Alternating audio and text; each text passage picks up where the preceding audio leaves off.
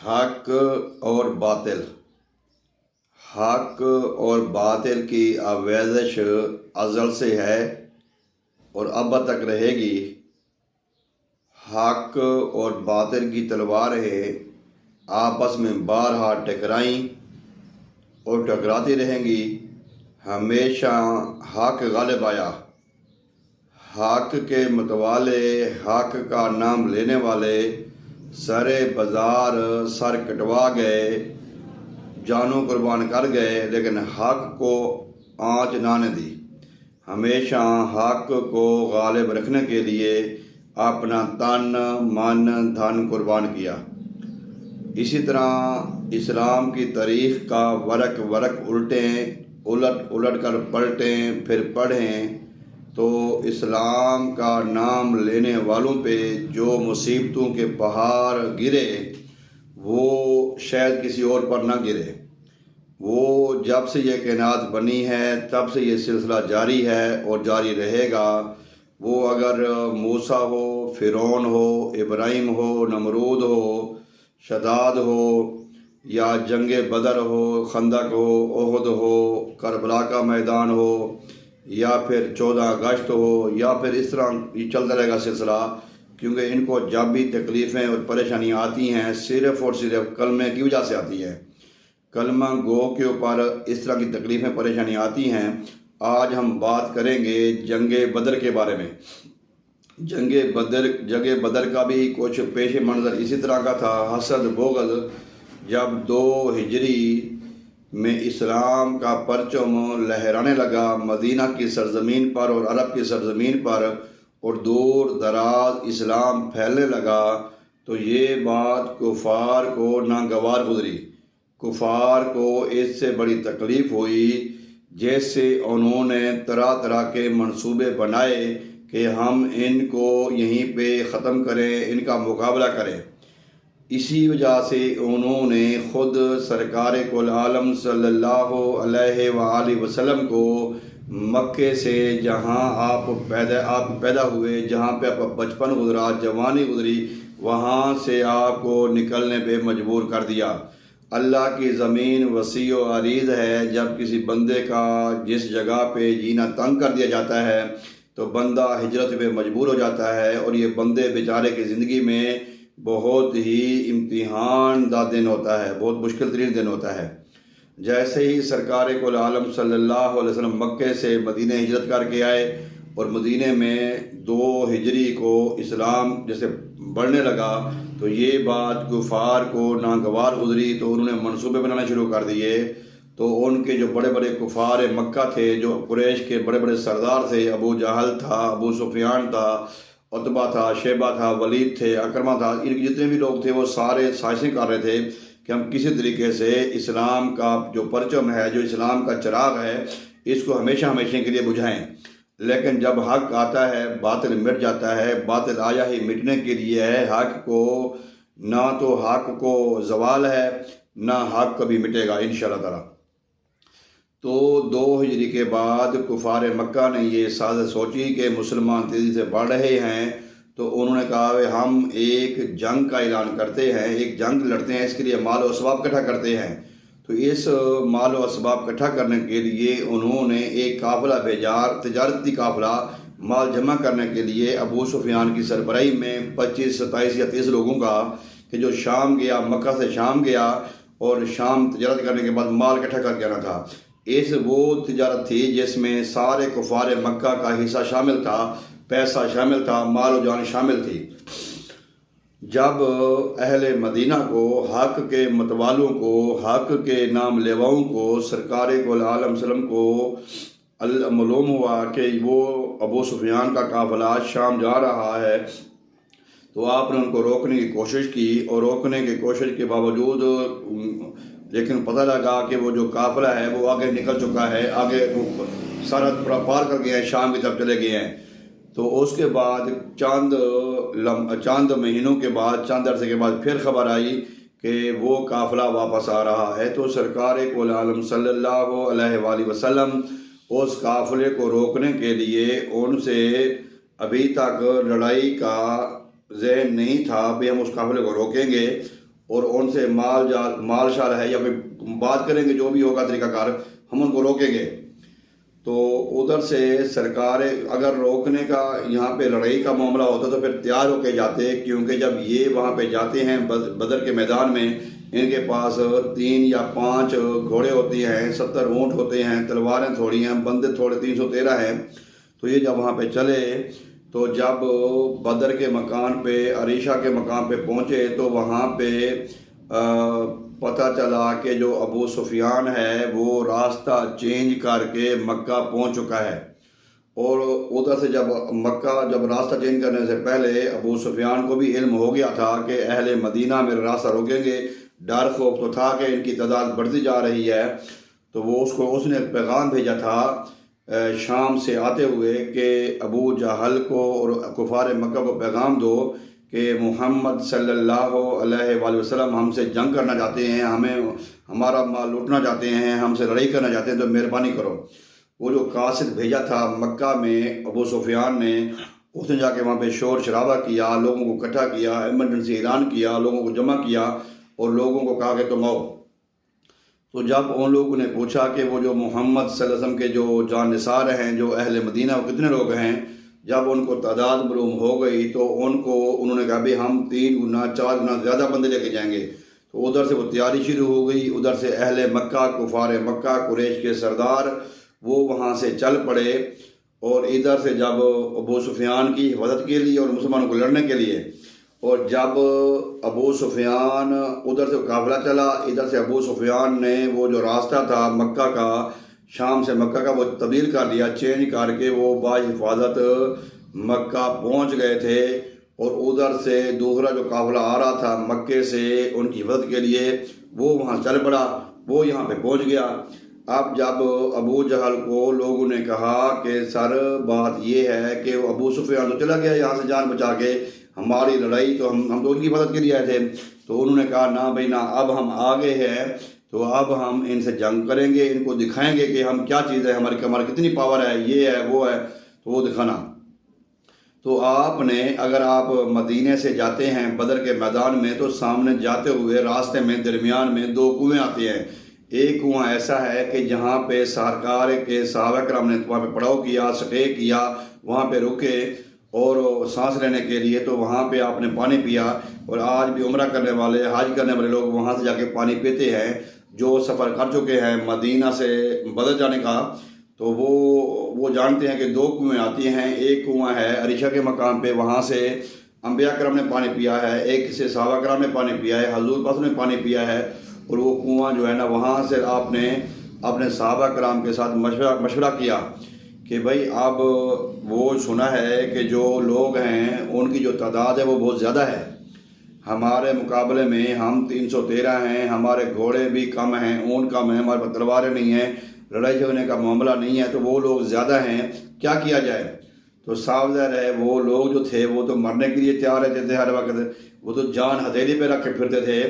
تو ان لوگوں نے سب نے ایک آواز ہو کے کہا یا رسول اللہ، ہم بنی اسرائیل کے موسیٰ علیہ السلام والے لوگ نہیں ہیں، ان کی امتی نہیں ہیں کہ موسیٰ علیہ السلام سے ان لوگوں نے کہا کہ آپ جائیں لڑیں، آپ لڑیں، آپ کا خدا لڑے، جب جیت کے آ جائیں گے تو ہم آپ کے ساتھ ہیں، ہم وہ لوگ نہیں ہیں، واللہ ہم آپ کے اوپر آنچ نہیں آنے دیں گے، ہم مقابلہ کریں، ہم لڑیں گے ان کے ساتھ۔ تو جب سرکار کل عالم صلی اللہ علیہ وآلہ وسلم نے سب کی رائے لے لی، سب کا ایک ہی فیصلہ تھا کہ ہماری جانیں حاضر ہیں، ہمارا مال، ہم جو کچھ بھی ہیں حاضر ہیں، تو قافلہ آگے چل پڑا بدر کے میدان پہ۔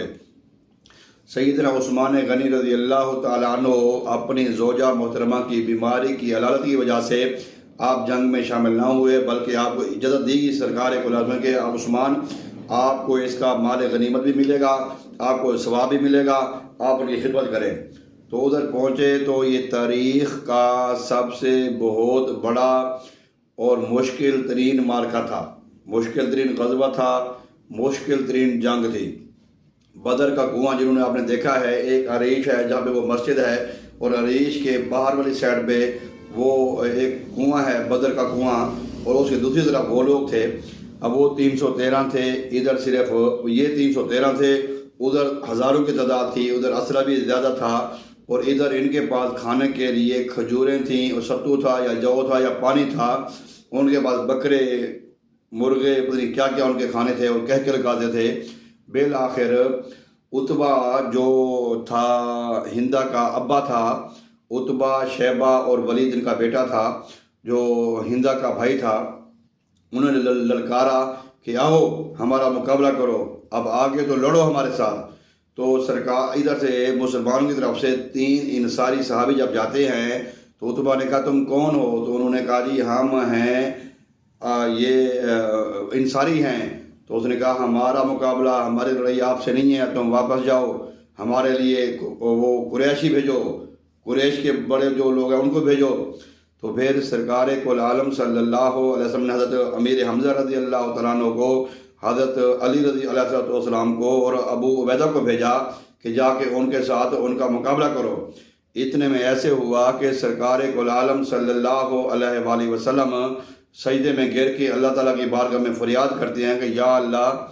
اگر آج یہ بڑے رکت امیز کلمات تھے، ابو بکر صدیق رضی اللہ تعالیٰ عنہ سرکار کل عالم کی حفاظت کے لیے وہاں پہ کھڑے تھے، آپ کے باہر عریش کے باہر، اس خیمے کے باہر،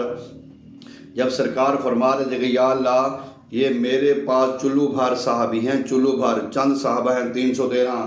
اگر آج ان کو کچھ ہو گیا یا ان کے ساتھ یہ شہادت والا معاملہ ہوتا ہے تو واللہ اللہ آج کے بعد پھر تیرا نام لینے والا کوئی نہیں ہوگا۔ سرکار دو عالم صلی اللہ علیہ وآلہ وسلم اللہ کی بارگاہ میں عریش کے خیمے میں سجدے میں سر رکھ کے اللہ کی بارگاہ میں گڑ گرا رہے ہیں۔ تو ابو بکر صدیق رضی اللہ تعالیٰ عنہ نے پیچھے سے جا کے عرض کی یا رسول اللہ بس کیجئے، بس کیجئے، جو اللہ ہے وہ آپ کو کبھی مایوس نہیں کرے گا۔ تو ادھر سے سرکار دعا فرما رہے ہیں، ادھر سے جناب علی امیر حمزہ ابو عبیدہ اور علی علیہ السلام گئے اور جاتے ہوئے عتبہ کو، شیبہ کو، ولید کو شہید کیا، ان کو قتل کیا، جہنم میں بھیجا، اور باقی پھر ابو جہل نے پیچھے سے آواز دی کہ جنگ شروع کرو۔ اب کیا تھا، جنگ شروع ہوتے ہی اب آپ تاریخ کی کتاب میں پڑھتے ہیں، آپ نے سنا ہے علماء کرام سے کہ وہ ایسی جنگ تھی جس میں اللہ تبارک و تعالیٰ نے بھرپور امداد کی اپنے نام لیوں کی، جو صحابہ کرام تھے، جو مسلمان تھے، اللہ تعالیٰ نے ان کی بھرپور، جبریل بھی آئے، میکائیل بھی آئے، اسرافیل بھی آئے، اسرائیل بھی آئے، ملائکہ آئے اور تلواروں سمیت آئے، گھوڑوں سمیت آئے، انہوں نے جنگیں لڑی۔ اور سرکار کل عالم صلی اللہ علیہ وسلم نے بھی پہلے نشاندہی فرما دی تھی کہ یہاں پہ عتبہ گرے گا، یہاں پہ شیبہ گرے گا، یہاں پہ ولید گرے گا، یہاں پہ ابو جہل گرے گا، یہاں پہ سارے لوگ یہاں پہ گریں گے۔ تو وہ جناب علی پھر جنگ جب شروع ہوئی تو ایک تو وہ 17 رمضان تھا اور مسلمان روزے تھے، روزے کے ساتھ یہ جنگ لڑی ہے۔ پھر بارش جب ہوئی تو موسم ٹھنڈا ہو گیا، ادھر مٹی تھی تو وہ مٹی کی بارش کی وجہ سے ادھر چکڑ ہو گیا، ادھر ریت تھی، ریت جم گئی، ادھر سکون ہو گیا۔ ان کی جو بارش تھی وہ مسلمانوں کے لیے باعث رحمت بن گئی، اور یہ جو بارش تھی نہ کافروں کے لیے، کفار مکہ کے لیے وہ باعث زحمت بن گئی۔ پھر جناب علی جنگ شروع ہو گئی۔ جنگ میں کیا تھا، بڑے بڑے سرداران مکہ جہنم وصل ہوئے، جہنم میں گئے، اور صحابہ کرام فرماتے ہیں کہ اس میں ایک عجیب سی بات دیکھی کہ جب ہم تلوار، چھڑیاں تھیں، جو 5-7 تلواریں تھیں، جب ہم ایسے اشارہ کرتے ہیں تلوار کے ساتھ، اشارہ کر رہے تو بندہ پہلے پھڑک جاتا ہے، بندہ پہلے مر جاتا ہے۔ تو سرکار کل عالم صلی اللہ علیہ وسلم نے فرمایا کہ وہ جبریل امین تھے، فرشتے تھے، ملائکہ تھے، وہ بھی تلواریں چلا رہے تھے۔ تو اس میں کفار کے تقریباً 70 لوگ مارے گئے، حرام وہ تو جہنم وصل ہوئے، اور اتنے ہی وہ قید ہو گئے، اور قید ہونے کے بعد جو بھی ان کا سامان تھا وہ مسلمانوں کے قبضے میں آیا، اور اللہ تبارک و تعالیٰ کا یہ احسان عظیم ہوا مسلمانوں کے اوپر۔ اب یہاں پہ بات غور طلب یہ ہے، جو اگلی جنگ ہے جنگ احد، جنگ جو احد ہے وہ اسی جنگ کا کڑی ساتھ جڑی ہوئی ہے کہ جب یہ جنگ ہوئی تو ابو سفیان جو مکے میں تھا وہ تو جنگ میں نہیں تھا، یہاں تو سارے جہنم میں سارے مر گئے۔ تو اس نے کہا بھی اب میں جنگ لڑوں گا، اب میں مجمع فوج تیار کروں گا۔ تو جو ہندا تھی ابو سفیان کی بیوی تھی، کیونکہ اس کا ایک بھائی تھا، اس کا باپ تھا، اس کا بھتیجا تھا، وہ اس جنگ میں جو مرے تھے، تو اس کا بھی غصہ بڑھ گیا تھا، تو پھر انہوں نے اس غصے کو نکالنے کے لیے آگے احد کی تیاری کی۔ لیکن اب بات یہاں پہ یہ دیکھیں مسلمانوں کے لیے کہ رمضان شریف کا مہینہ ہے، 17 رمضان المبارک ہے، اور روزے کے ساتھ ہیں، جنگ لڑی، اور اللہ تعالیٰ نے ان کا عزم دیکھا، ان کا جذبہ دیکھا، ان کا حوصلہ دیکھا، ان کی بہادری دیکھی، ان کا مال نہیں دیکھا کہ تھوڑا سا مال ہے، اونٹ بھی کم ہیں، ایک اونٹ پہ 3 4 لوگ سوار ہو کے آئے ہیں، تلواریں نہیں ہیں، کھانے کے لیے کچھ بھی نہیں ہے، ادھر تو بڑا مال بھی زیادہ تھا، اسباب بھی زیادہ تھے، تو پھر اللہ تعالیٰ نے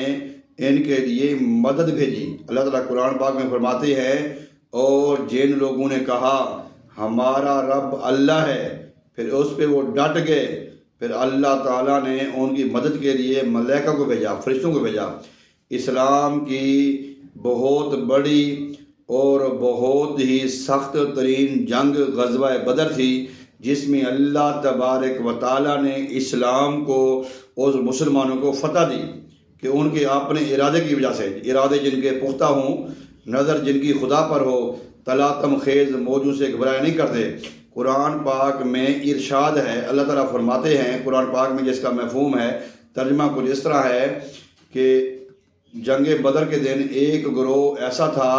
جو اللہ کی رضا کے لیے جنگ لڑ رہا تھا، دوسرا جو گروہ تھا، جو زیادہ لوگ تھے، وہ ان کو اپنے سے زیادہ مشاہدہ کر رہے تھے، یعنی کہ جو 313 تھے، ادھر سے 1000 کا مجمع ہے، ادھر سے 313 لوگ ہیں، لیکن جو 313 ہیں وہ زیادہ نظر آ رہے ہیں 1000 کو، 1000 والے ڈر گئے۔ ایک تو جنگ بدر کے بعد مسلمانوں کی خوشی کی انتہا ہوگی، بڑے خوش ہوئے، اسلام کا بول بالا ہوا،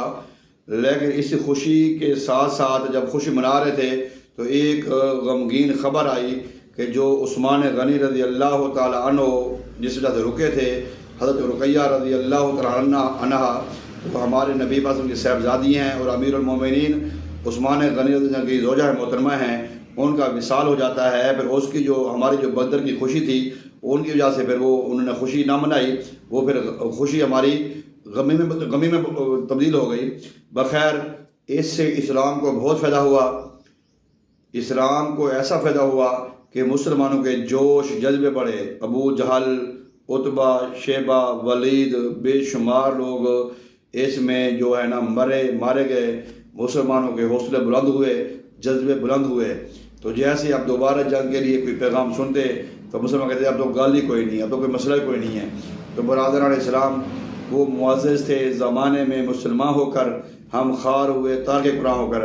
آج ہم جہاد سے ڈرتے ہیں،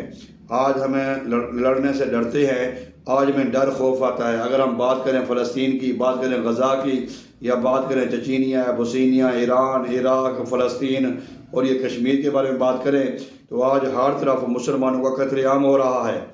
آج کفر آج بھی خون میں کھیل رہا ہے، خون ہمارے مسلمانوں کے خون سے کھیلا جا رہا، کھیل رہے ہیں، آج بھی ہمارے بچے ذبح ہو رہے ہیں، اسلام نام لیوا کلمہ پڑھنے والے بچے ذبح ہو رہے ہیں۔ اگر آج ان کی زبانوں پہ کلمے کی بجائے کوئی اور کلمات ہوتے، غیر اللہ کے کلمات ہوتے، تو یہ زمین، یہ دہشت گردی، یہ اسلحہ ان کے اوپر اس طرح استعمال نہ ہوتا۔ تو آج ہم جو فلاح ہو رہے ہیں، ہم جو ناکام ہو رہے ہیں، اس کی ایک مین وجہ یہ ہے کہ آج ہم ڈر گئے ہیں، ہم خوف زدہ ہیں، ہم جہاد کو چھوڑ بیٹھے ہیں، ہم جنگ کو چھوڑ بیٹھے ہیں، ہم اسلام کے نام پہ جان لٹانے کو ہم ڈرتے ہیں۔ تو اسی لیے آج کفر مسلسل 1400 سال سے اسلام کی شمع کو بجھانے کے لیے ہر وقت تیار کھڑا ہے۔ تو حق اور باطل کی لڑائی ازل سے ہے، اب تک رہے گی۔ اب حق کے متوالے، اگر آج ہمارا حوصلہ بلند ہو جائے، اگر آج ہم وہ جہاد کا جو عمل ہے اس کو اپنے اوپر لاگو کر دیں، تو اسلام کا بہترین عمل ہے،